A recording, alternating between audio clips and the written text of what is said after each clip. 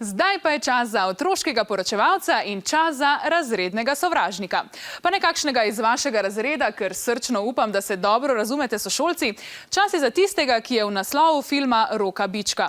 Z režiserjem se je pogovarjal poročevalec Anžej. Živjo, sem Anžej. Pa kdo pravi, da so slovenski filmi dolgočasni?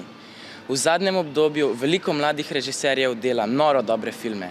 Eden izmed njih je tudi Rok Biček. Komaj čakam, da ga spoznam.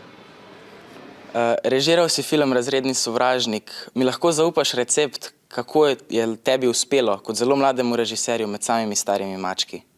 Verjetno moraš zgodbo, ki jo hočeš povedati in dati vse od sebe.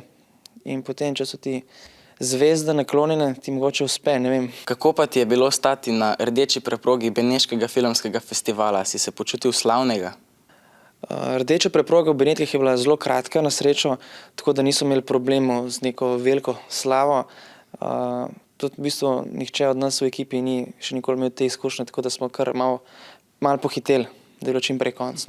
Film govori o samomoru dijakinje, to je tabu tema pri nas. Kako misliš, da bi se morali v šoli pogovarjati o tem? To je zelo pomembno. Se mi zdi, da če pride do tazga dogodka, da se odpre neka debata, da se ne poskuša te stvari pomesti pod preprogo oziroma o njih ne govoriti. Kaj pa ti je pri delu režiserja najtežje? Kot režiser moraš konstantno sprejemati odločitve in včasih na snemanju moraš v nekem trenutku se odločiti in se včasih težko odločiti, ker to za sabo potegne velike posledice. Jah, slovenski filmski prostor je res zelo majhen. Uspe le najbolj zagnanim ter delavnim. Bo moral kar pošteno zavihati rokave. Čau!